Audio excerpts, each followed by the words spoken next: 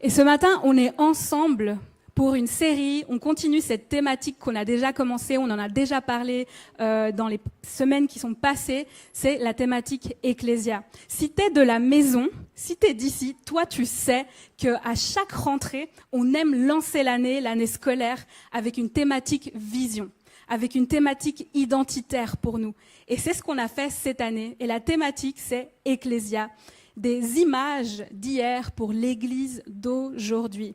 Donc notre cœur dans cette thématique, c'est de prendre des images qu'on voit dans le Nouveau Testament et puis de regarder ce qu'elles nous disent sur l'Église. Il y en a énormément, on en a choisi 7. On a été prudent sur ce coup. Et aujourd'hui, moi j'ai la joie et le privilège de partager l'image de la ville. L'Église comme la ville. Alors avant d'entrer dans le sujet, je ne sais pas ce que ça t'évoque quand on te parle de la ville. Certains aiment la ville, vous êtes des citadins dans l'âme vraiment profondément, et d'autres, non, moins. Vous aimez plus la campagne, vous aimez plus la montagne. Je sais que c'est un sujet qui divise, parce que moi, mon mari, il a été élevé à la campagne, et moi, je suis une citadine dans mon cœur. Donc à chaque fois, ça crée des débats, mais non, mais... Ouais, voilà. Donc je sais que c'est un sujet qui peut être clivant. Ville ou campagne. Je ne vais pas vous demander, là, aujourd'hui, de vous positionner, mais j'aimerais juste vous demander un truc, c'est que peu importe ce que vous avez en tête quand on parle de la ville, je vais vous demander de l'oublier quelques instants, parce qu'on va se plonger dans la parole de Dieu et on va regarder ce que la parole nous dit sur la ville. Qu'est-ce que la ville selon la parole? Et la parole nous compare, nous, l'Église, à une ville en Matthieu 5. Donc si tu es avec moi, si tu as ta Bible avec toi, tu peux regarder avec moi Matthieu 5, on va lire quelques versets ensemble à partir du verset 13. Et la Bible dit « Vous êtes le sel de la terre. Mais si le sel perd sa saveur, avec quoi la lui rendra-t-on? Il ne sert plus qu'à être jeté dehors et foulé aux pieds par les hommes. Vous êtes la lumière du monde. Une ville située sur une montagne ne peut être cachée. Et on n'allume pas une lampe pour la mettre sous le boisseau, mais on la met sur le chandelier et elle éclaire tous ceux qui sont dans la maison. Que votre lumière luise ainsi devant les hommes, afin qu'ils voient vos bonnes œuvres et qu'ils glorifient votre Père qui est dans les cieux. Est-ce qu'on peut fermer nos yeux quelques instants? On va s'adresser à notre Seigneur. Papa, je crois qu'aujourd'hui, tu veux nous parler. Je crois que ta parole veut nous transformer ce matin. Je crois que ta parole a la puissance de restaurer quelque chose de brisé en nous ce matin. Je crois, Seigneur, que ce matin, tu réconcilies les cœurs. Tu nous réconcilies avec toi. Tu nous réconcilies avec l'Église. Fais ton œuvre ce matin parmi nous, Seigneur. Nos cœurs sont ouverts. Nos cœurs ont été préparés par toi, par ton esprit, Seigneur. Et nous sommes prêts. Nous voici. En ton nom, Jésus, on a prié ensemble. Amen. Ok, quel passage puissant là. Passage identitaire fort. Mais on va donner quelques mots de contexte. Ce passage-là, c'est Jésus qui parle. C'est le premier discours, selon Matthieu, de Jésus pendant son ministère. Et dans ce discours, qu'on appelle le sermon sur la montagne, tu as Jésus qui va poser des bases. Il va donner des clés identitaires aux disciples à qui il s'adresse. Il leur dit, vous êtes différents. Vous avez entendu jusque-là qu'il fallait faire ça, et c'est bien. Sauf que moi, je vous demande plus. Vous avez entendu qu'il faut faire ça, et ben moi, je vous demande le double. Vous avez entendu qu'il faut aussi faire ça, c'est bien, mais en fait, je vous demande encore plus. Parce qu'en fait, là, ce que Jésus essayait de leur dire avec tout ça, c'est « je veux pas seulement vos actes, je veux pas seulement une religion, mais je veux votre cœur. Je veux votre cœur. » Et dans ce discours où il partage les clés d'un royaume qu'il vient prêcher, tout d'un coup, il lâche cette bombe-là qu'on a lue juste avant, c'est ce discours où il pose l'identité de ses disciples. C'est une déclaration que Jésus fait. Vous êtes le sel de la terre, la lumière du monde, une ville située sur la montagne qui ne peut être cachée. Et cette parole qui était vraie pour les disciples de l'époque, elle est aussi vraie pour toi et moi aujourd'hui. Amen. Ça, c'est une source de joie aussi. Alléluia. Déclaration identitaire. Est-ce que tu savais que la seule personne qui peut te donner ton identité, c'est Jésus? Il y en a, vous le savez, mais je ne sais pas pourquoi je sentais de le redire aujourd'hui. La seule personne qui peut statuer ton identité, qui peut déclarer qui t'es, c'est Jésus. Et Jésus seulement. Par contre, j'ai une deuxième vérité à t'annoncer. Je ne sais pas si tu es prêt pour celle-là. Ton identité, elle est en Christ. Amen. Mais elle est aussi dans l'Église. On a une identité collective, les amis. On est des êtres qui sont faits pour vivre ensemble. Là je vois moins d'amen. Ça, c'est les introvertis sont là. Non, c'est bon. C'est trop tard. On a fermé la porte. Tu restes là. On a une identité collective. Notre identité se trouve aussi dans l'Église. Vous êtes au bon endroit, on est en chemin, on cherche notre identité, on la trouve en Christ et dans l'Église.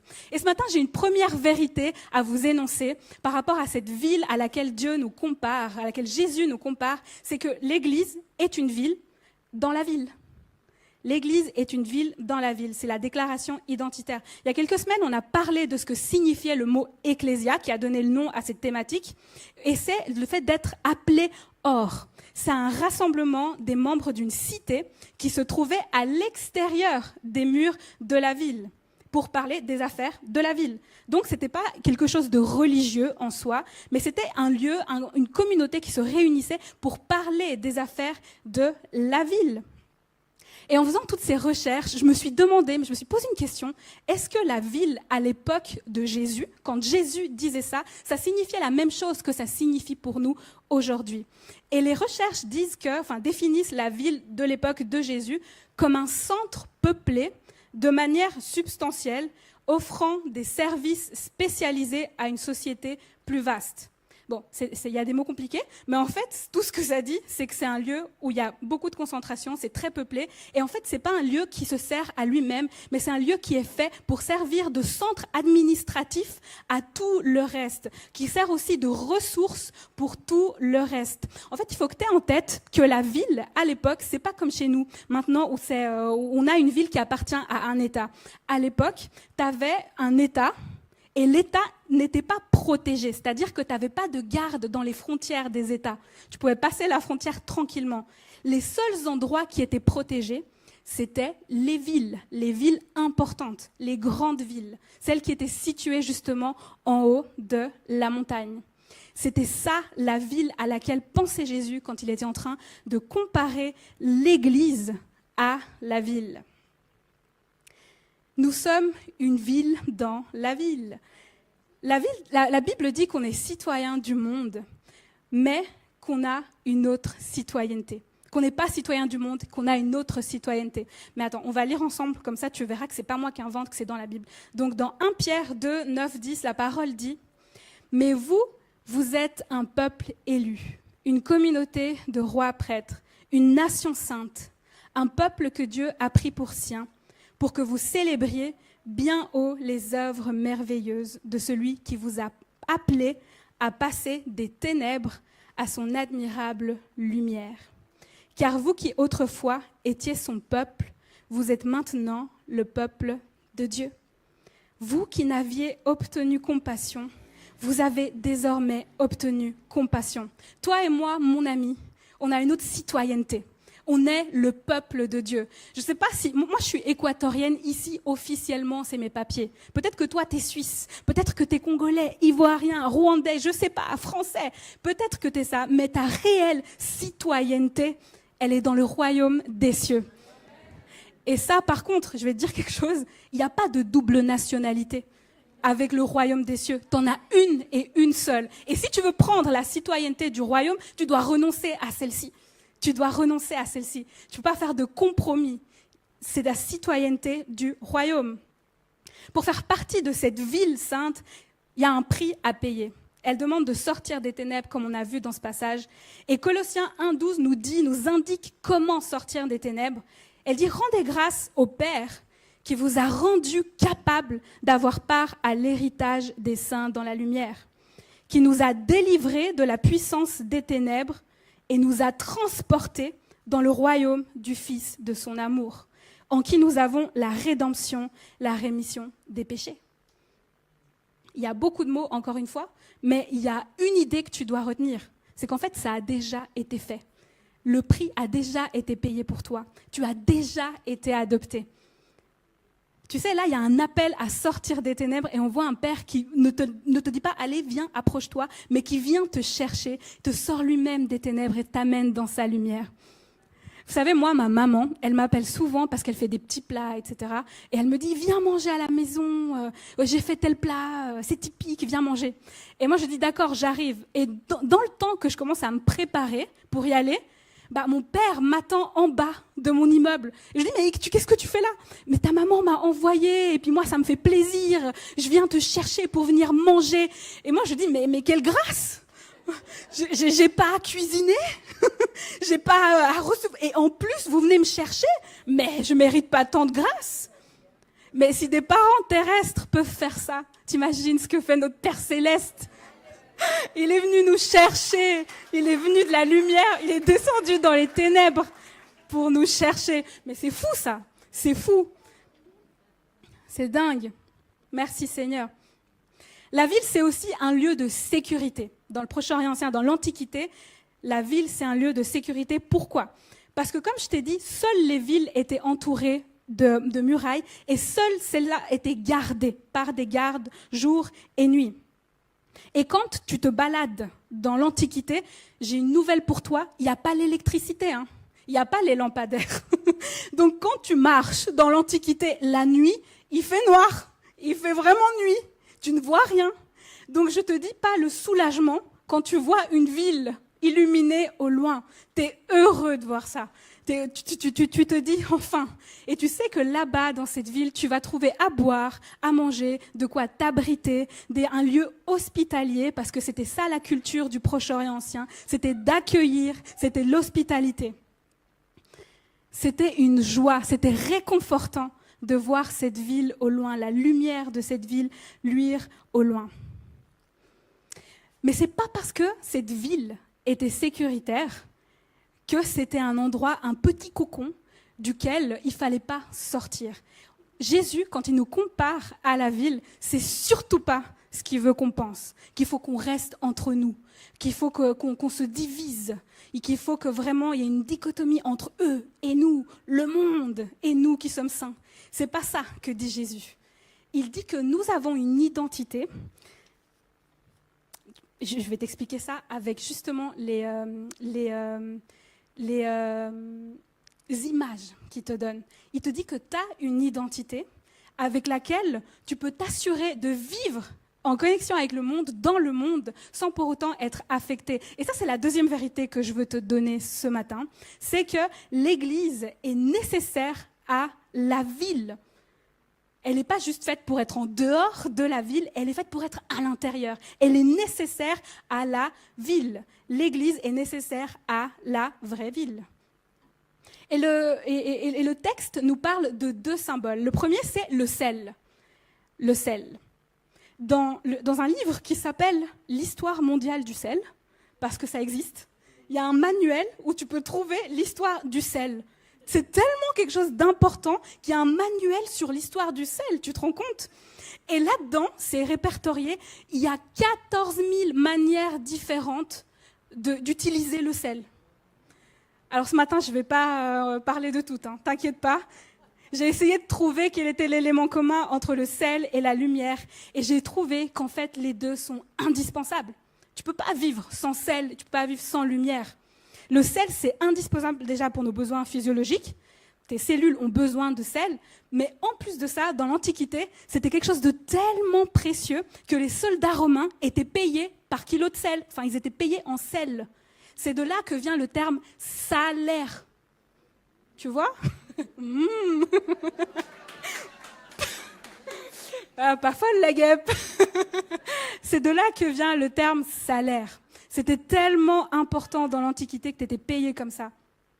Le sel a aussi été source de conflits politiques. Il y a eu des guerres pour le sel. C'était précieux, le sel. Et c'est ça que Dieu dit sur nous, qu'on est précieux comme ça, indispensable comme ça. Et de l'autre côté, tu as la lumière. Ça, c'est plus simple. La lumière, c'est indispensable dès la Genèse. D'ailleurs, c'est la première chose que le Seigneur crée à ce moment-là. C'est la première chose qui sort de sa bouche, parce que la lumière, quand elle arrive, elle disperse le chaos.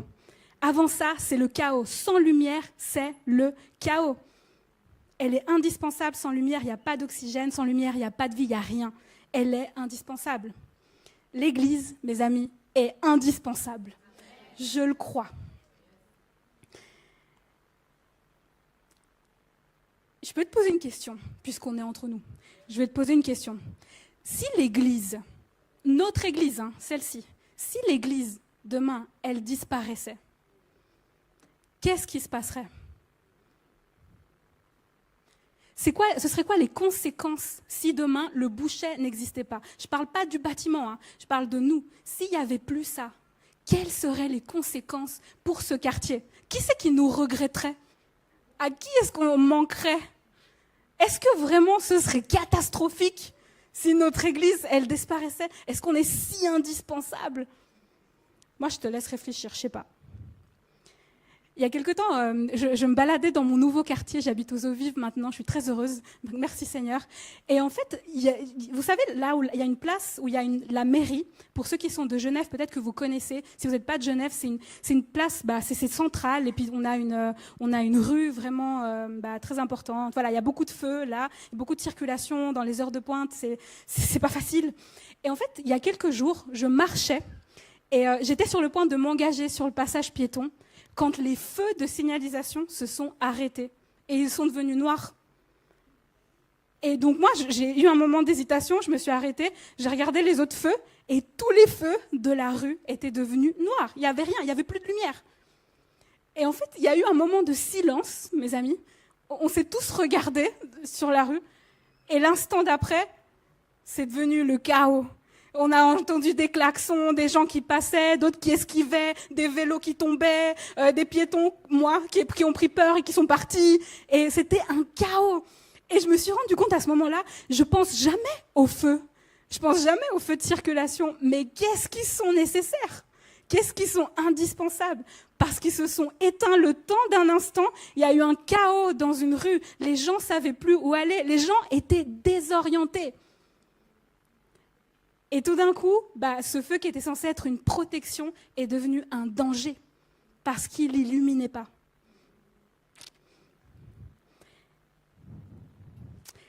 Dwight L. Moody, qui est un évangéliste du 19e siècle, un homme de prière, a écrit « Le phare, si sa lumière ne brûle pas, il devient un danger au lieu d'une protection. » Le phare, si sa lumière ne brûle pas, il devient un danger au lieu d'une protection. Et la question que ce texte nous pose ce matin, mes amis, c'est est-ce que ta lumière à toi, elle est visible ? Est-ce que ta lumière est allumée ? Est-ce que ton feu fonctionne ? Ou est-ce qu'il envoie des mauvais signaux en ce moment ? Est-ce que ta lumière est cachée par quelque chose ? Qu'est-ce qui cache ta lumière ? Qu'est-ce qui a enlevé le goût de ton sel ? Pourquoi est-ce qu'on n'est pas indispensable ?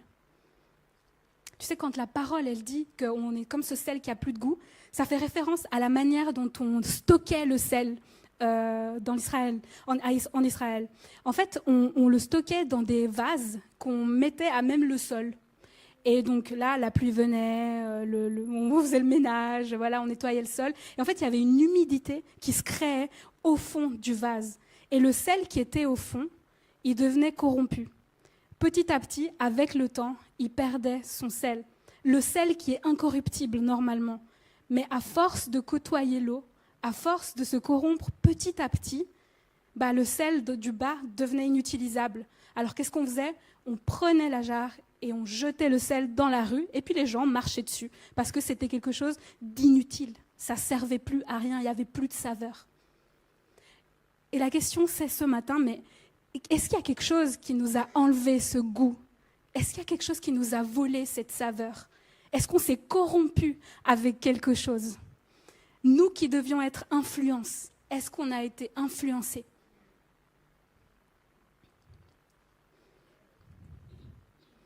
C'est ma troisième vérité ce matin que je veux affirmer. C'est que l'Église influence la ville. L'Église doit influencer la ville. Elle est faite pour être influence. On a commencé par dire que l'Église était une ville dans la ville, c'était identitaire. Et là, moi, je te parle de quelque chose de vocationnel. C'est important. L'Église, elle est faite pour influencer la ville. C'est ça ta vocation, c'est ça la mienne. C'est notre vocation commune, collective. On est fait pour influencer la ville. Le sel et la lumière sont des produits stables, sont des produits qu'on peut difficilement changer, transformer, peu corruptibles. Au contraire, c'est eux qui vont influencer tout ce qui touche. C'est eux qui, au contact de la viande, vont pouvoir préserver la viande. Au contact de la glace fond. Dans 2 Rois 20-21, il y a un petit épisode qui apparaît, c'est Élisée qui assainit les eaux avec du sel, qui éloigne la mort et les avortements qui dévastaient la ville. Et ce que le texte nous dit par là, c'est que le sel a une signification de purification. Parce que l'eau est en contact avec le sel à ce moment-là, alors l'eau a été purifiée. Toi et moi, on a le même rôle. Notre Église est là pour purifier. Elle n'est pas là pour être infectée. Elle est là pour purifier, pour émaner de l'intérieur vers l'extérieur. Elle est là pour illuminer. C'est ça la lumière dont on doit faire preuve. La lumière, c'est une influence visible. Le sel, peut-être que tu ne le vois pas, mais la lumière, c'est visible. C'est une influence visible. Tu allumes un phare, on le voit de loin, on le voit. Il faut que notre influence, mes amis, soit comme ça. Il faut que notre influence puisse être vue. La ville, tu sais, c'est aussi une représentation visible d'un état invisible. Je t'ai dit tout à l'heure qu'en fait, toutes les villes ne sont pas protégées. Mais quand tu vois une ville, tu sais pour sûr qu'il y a un état derrière. Aucune ville n'est là comme ça, de son propre chef. La ville a été fondée par un roi qui voulait manifester sa grandeur, qui a consulté le divin, et puis qui a assiégé une ville, qui a assiégé une montagne. Donc, ce que tu vois, dans les murs que tu vois, ils renvoient à la gloire d'un roi. Et par l'établissement de la ville, les gens peuvent voir la grandeur de ce roi. C'est pour ça que la plupart des villes qui étaient en montagne, qui étaient élevées, contenaient des temples. Les gens faisaient la route, montaient jusque là-bas avec des statuettes pour pouvoir louer leur Dieu. Parce qu'il y avait des temples là-haut et c'était considéré comme le lieu divin. Ils allaient là-bas remplis d'espoir que ce Dieu allait leur répondre et que ce Dieu allait leur faire du bien. Mais tu sais quoi ? C'était des faux dieux. Le Dieu qui était véritable, le Dieu Yahweh, lui, il ne demandait pas de statuettes. Tu sais, il demande autre chose, mais je pense que tu sais déjà ce qu'il demande. Mais ce n'est pas grave, on va y aller quand même. Tu sais, il y a quelques années, j'étais en Équateur, parce que je suis équatorienne, comme je t'ai déjà dit. Et j'ai fait une formation là-bas. Et moi, j'étais undercover. Je ne voulais pas qu'on sache que je venais d'un autre pays, donc je ne parlais pas trop, je faisais ma timide. Et il y a un garçon qui s'est assis à côté de moi, toujours, et il me regardait comme ça. Et alors moi, je me tournais un petit peu pour pas qu'il me regarde, je savais pas trop ce qu'il voulait. Et un jour, il s'est décidé, il m'a parlé. Il m'a dit « T'es qui ?» Je dis mais comment ça ? Moi, je m'appelle Dayanara, et toi ? Il fait « Non, t'es qui ?» Et je dis « Mais pardon ?» Il m'a dit « Toi, t'es chrétienne. » Et je dis, mais... Après, il m'a dit, ouais, parce que tu ressembles à ma grand-mère. C'est drôle, mais c'est pas drôle, parce qu'il m'a dit, mais il y a un truc chez toi qui me fait penser à ma grand-mère. Et ma grand-mère, elle est chrétienne. Et c'est une femme qui prie tout le temps. Et tu ressembles à ma grand-mère. Et moi, c'était le plus beau compliment qu'on m'ait fait, que je ressemblais à cette mamie. C'est le plus beau compliment. Et j'étais tellement touchée, mes amis, je crois que c'est ça. C'est que ça se voit. Il y a quelque chose qui émane de nous quand on appartient au royaume de Dieu. Waouh, alléluia, ouais. Amen. Ouais, c'est vrai, on peut l'applaudir. Dieu est bon, Dieu est grand. C'est fou. Pour ceux qui savent, moi je suis mariée aussi depuis 3 ans. Je vais faire 3 ans cette année, pas comme Christian, voilà, vous c'est 10 ans, moi j'en suis que à 3. Et j'apprends encore à connaître mon mari. Et je vais vous dire un truc que j'ai appris récemment. C'est en allant en vacances, moi j'ai appris que mon mari c'était un vrai touriste. Dans le sens où il veut faire des photos de tout, mais de tout. On n'a pas de réseaux sociaux, donc il ne va pas les poster. On n'a pas d'album photo. Donc, je ne sais pas ce qu'il fait de ces photos, mais en tout cas, c'est utile. Je vais vous montrer une de ces photos qu'on a eu l'occasion de prendre dans notre dernier voyage en Grèce. C'est une basilique à Héraclion, donc c'est la cathédrale d'Héraclion. Et si vous avez l'œil, mais c'est un petit peu petit, vous allez voir que en haut, sur le fronton de la cathédrale, vous avez un A à gauche et un oméga de l'autre côté. Donc, à droite, pardon, ma droite, là, le A, et de l'autre côté, oméga. Et donc, alpha et oméga. On était en Grèce. Alpha et oméga. Et avec mon mari, on se disait alpha et oméga, mais c'est Jésus, mais oui, mais il est le début et la fin, gloire à Dieu. Et on était vraiment dans l'émotion. Je vais vous confier, moi j'avais l'alarme à l'œil parce que c'était tellement visible, c'était tellement impressionnant. Et on se disait, mais oui, ça parle de la divinité de Jésus. Il était là depuis le début, il est divin, il est éternel, gloire à lui, il est grand. Et en fait, tout d'un coup, j'ai senti que le Seigneur m'interpellait et il disait, mais moi, c'est pas ça qui m'intéresse. C'est pas que les gens rendent gloire à Dieu parce qu'ils ont vu un mur, parce qu'ils ont vu une inscription. Moi, je veux que l'inscription, elle soit sur ta vie à toi. C'est toi le temple. Je veux que l'inscription soit sur ta vie à toi. Les amis, notre Dieu ne demande pas de statuettes, qu'on amène des statuettes. Il ne demande pas ça. Il veut notre cœur, il veut notre vie. Il veut que notre vie lui rende gloire, que notre vie témoigne de lui. Que notre vie témoigne de toi, Seigneur. 1 Corinthiens 3,16 dit « Ne savez-vous pas que vous êtes le temple de Dieu et que l'Esprit de Dieu habite en vous ?» Dans une lettre qu'on appelle aujourd'hui la lettre à Dionète, c'est une lettre qui date de l'Antiquité. Et c'est un écrivain inconnu. On peut lire ça sur les chrétiens. Il y a une description sur les chrétiens que je trouve trop intéressante. Elle dit « Les chrétiens habitent les cités grecques et les cités barbares, suivant le destin de chacun. Ils se conforment aux usages locaux pour les vêtements, la nourriture, le reste de l'existence, tout en manifestant les lois extraordinaires et vraiment paradoxales de leur manière de vivre. Ils passent leur vie sur la terre, mais ils sont citoyens du ciel. Ils obéissent aux lois établies et leur manière de vivre est plus parfaite que les lois. Ils aiment tout le monde et tout le monde les persécute.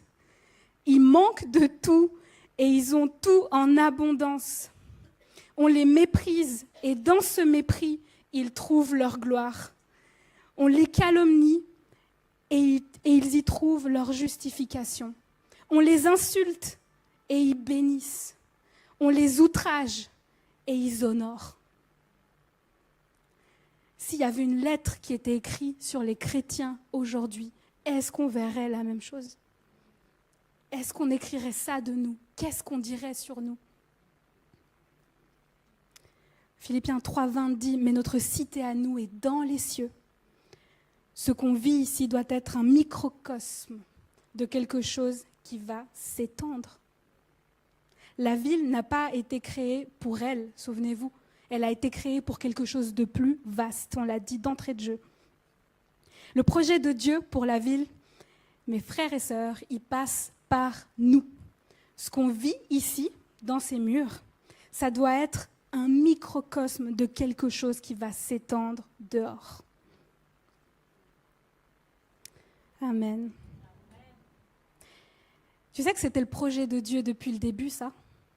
Cette ville-là. C'est dans la Bible, hein. C'est marqué depuis longtemps. C'est dans Apocalypse 21, 22 à 24.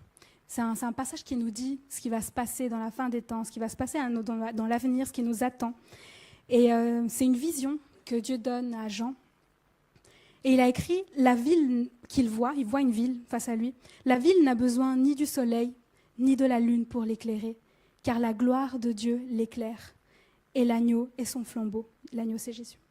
Les nations marcheront à sa lumière, et les rois de la terre y apporteront leur gloire. C'est ça le but, mes amis. C'est pas juste d'avoir une bonne réputation auprès des gens pour avoir une bonne réputation, mais c'est pour qu'en voyant nos œuvres, les gens puissent rendre gloire à notre Dieu. La ville parle du royaume duquel on est envoyé. Elle parle d'un État, cet État duquel on est envoyé. Et je pense que tu as déjà entendu la phrase que je vais te lire là, parce qu'elle vient de Dietrich Bonhoeffer, on aime bien le citer ici. Et cette phrase dit « L'Église n'est pas l'Église que lorsqu'elle existe pour les autres. Ne pas dominer, mais aider et servir. Elle doit dire aux hommes, quel que soit leur appel, ce que signifie vivre pour Christ, exister pour les autres. » L'Église, c'est une communauté dans la ville, c'est une ville dans la ville, avec les valeurs d'un autre royaume, des valeurs inversées qui ne font pas sens pour ce monde. Elle a un autre rythme que le monde, elle a d'autres échelles de valeurs, elle vit différemment. Mais elle n'est pas isolée du monde, elle est dans le monde. Elle amène la lumière dans le monde et elle veut que cette lumière émane autour. C'est le but de Jésus, que ces frontières tombent et que nous ne soyons pas contaminés, mais que nous contaminions le reste, que nous illuminions par notre lumière, par notre saveur, cette ville, notre entourage, notre famille, notre travail, notre lieu de travail, c'est important. Est-ce que si demain tu quittes ton travail, les gens vont te regretter ? Qu'est-ce qu'ils vont dire si tu pars ? Réponds pas. Qu'est-ce qu'ils vont dire si tu pars ? Et moi, je crois qu'il y a quelqu'un qui se demande, ouais, moi je veux être cette lumière, mais je suis moi-même perdue. Tu sais, moi j'ai un gros défaut que je partage avec notre pasteur d'ailleurs, c'est qu'on est très mauvais en orientation, très mauvais. Quand on est là, on est perdu. Mais on a l'humilité, les amis, de reconnaître qu'on a besoin d'un GPS. Et moi, je vais nulle part sans le GPS, parce que c'est sûr que je ne vais pas y arriver. Et mon ami, notre GPS à nous, c'est Jésus. C'est lui la lumière. C'est lui la lumière du monde. C'est ce que dit Jean. Jésus est la lumière du monde. C'est lui, c'est sa lumière qui réfléchit sur nous et qui vient réfléchir sur le monde. C'est lui qui nous illumine et par lui, nous illuminons le monde. Alors si toi, tu es perdu ce matin et que tu es venu avec une question, tu es venu à la recherche de réponses, tu es venu à la recherche de guérison, tu es venu à la recherche de restauration, tu es venu à la recherche. Tu ne sais pas ce que tu cherches, mais tu sens que tu cherches quelque chose. Je n'ai pas la réponse pour toi ce matin. Mais par contre, je peux te diriger vers celui qui a la réponse. Et ça, c'est Jésus. C'est Jésus de Nazareth, notre roi, notre Dieu, la lumière du monde. C'est lui qui va répondre à ton souci, c'est lui qui va t'illuminer, qui va t'aider à illuminer ta famille, à illuminer ton travail, à illuminer ton entourage, là où il t'a placé. Si c'est ton cas ce matin et que tu es perdu, j'aimerais juste qu'on puisse prier ce matin pour toi. Tu peux fermer les yeux là où tu es, on n'a pas besoin d'avoir les yeux ouverts pour ça. Et on va juste prendre un temps de prière. Seigneur, tu vois les cœurs qui sont présents ici. Tu vois que certains sont à la recherche de toi. Ils ne savent pas qu'ils te cherchent, mais ils te cherchent toi. Ils ont besoin de toi. C'est toi qui connais nos besoins, Seigneur. Tu es le seul qui connaît nos besoins. Et comme on a dit, on n'a pas la réponse ici, nous, mais toi, oui. Et je prie maintenant, dans le nom de Jésus, je prie que tu viennes rencontrer, Seigneur. Viens rencontrer ces personnes qui ont besoin de toi.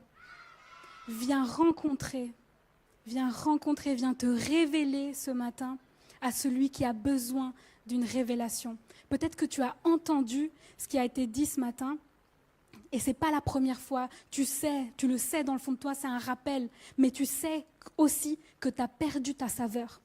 Tu sais aussi que tu ne brilles pas comme tu devrais, que tu n'es plus si indispensable en fait, que tu es devenu inutile, dans les mains de Dieu. Et tu le sais, et le Seigneur te convainc en ce moment de péché. Il te convainc et il t'appelle ce matin à sortir des ténèbres, à venir vers sa lumière. Il a déjà tout payé, il a déjà tout accompli. Il savait que tu t'éloignerais et pourtant il est quand même mort pour toi à la croix. Il a quand même payé ton ticket d'entrée. Il a payé ta citoyenneté céleste. Et ce matin, il t'appelle, il te dit, viens, viens à moi, j'ai tout payé. Seigneur, je prie pour toutes ces personnes qui se reconnaissent, Seigneur, dans ces paroles, qui ont été touchées ce matin, qui se sont reconnues dans le discours qui a été donné, Seigneur, qui se sont peut-être reconnus dans une parole qui a été donnée dans la louange, dans le temps de Sainte Seine, Seigneur. Je prie, Seigneur, pour tous ces cœurs, pour ce cœur qui sait qu'il est loin de toi, pour ce cœur qui sait qu'il s'est éloigné de toi, qu'il est devenu inutile, inutilisable, Seigneur. Et je prie maintenant, Seigneur, que tu puisses faire resplendir ta lumière à nouveau, Seigneur, sur nous. Faire resplendir ta lumière, toi, lumière du monde. Jésus, notre roi, le roi de notre de nos citoyennetés célestes, de notre état céleste. Toi qui es notre roi, resplendis sur nous, Seigneur. Permets-nous de manifester ta grandeur. Permets-nous de manifester ta lumière, Seigneur. On veut briller dans ce quartier. On veut être indispensable, comme le sel, Seigneur, comme la lumière. Permets-nous de ne pas perdre notre saveur, Seigneur. Permets-nous de la récupérer. Permets-nous de récupérer notre lumière, Seigneur, et de pouvoir briller là où on est, Seigneur. On ne veut pas être inutile dans tes mains, non, Seigneur. On sait que tu as un plan pour cette ville. Et Seigneur, on veut y participer. On ne veut pas que tu nous oublies dans ce plan, non, non. On veut y participer, Seigneur. On veut participer au réveil qui arrive dans cette ville, au réveil qui est déjà là, à ce royaume que tu implantes ici, Seigneur, ce royaume qui est déjà là, comme dit ta parole, Seigneur. On veut participer de ça, Seigneur. On se repent, Seigneur, ce matin devant toi. On s'humilie, Seigneur, on s'humilie devant toi. On s'éloigne de tout ce qui a pu nous corrompre, Seigneur.